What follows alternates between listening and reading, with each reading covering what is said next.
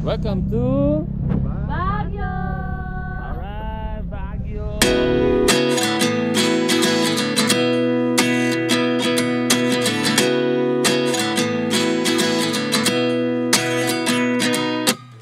At 29 and I find myself wondering what did happen to the last 10. I ran away with my life, fast forward, never turn back again. It's kind of funny that the more we pass time, the more we need to set them rewind. And 19 was the year I had to leave you, but now I'm seeing all the signs. Is this really happening? I can't believe it's true.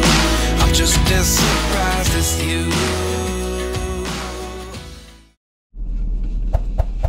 Yo, what's up mga dudes? Welcome back again to our channel.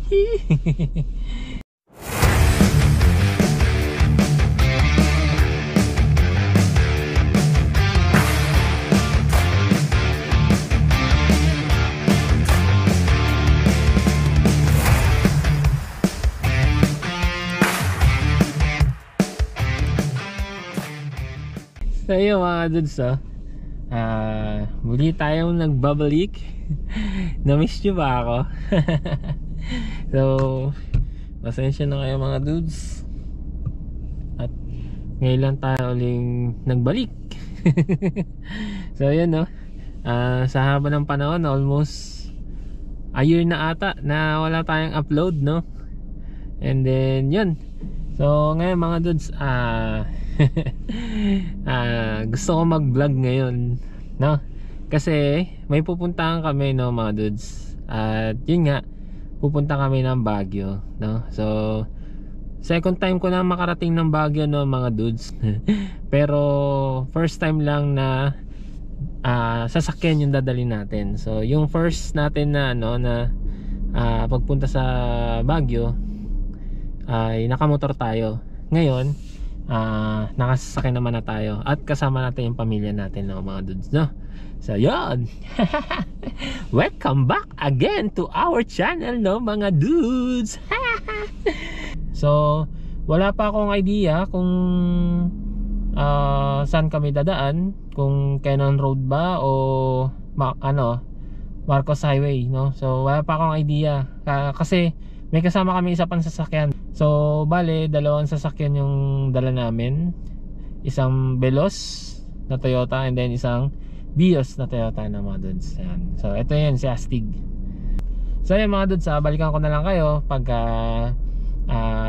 saan lupalop na kami no mga dudes. So wala pa yung mga kasamahan ko, nandun pa, nag-aasikaso pa sila no. So alright, peace out. So yung mga dudes, update tayo. Nandito na tayo sa La Union, LU. At ngayon nandito muna kami tumambay sa stopover muna kami dito sa Clean Fuel sa La Union. And then ang natakbo na natin is 203.5 kilometers na. At ang natitira na lang natin biyahe is 35 kilometers bago tayo makarating dun sa Burnham Park ng Baguio. So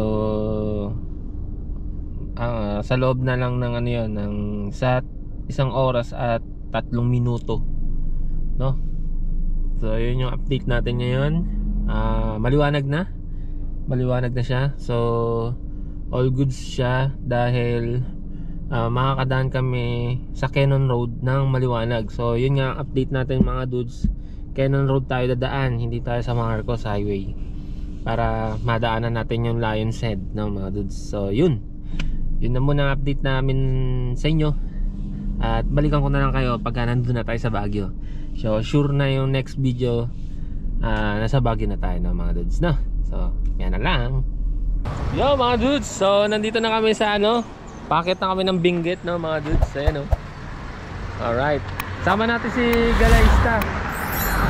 Yan, kung nakakilala nyo yan. Pero ako, kilala nyo ba?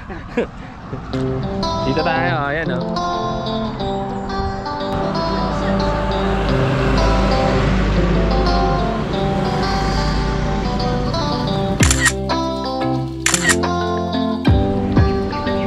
Lion Head.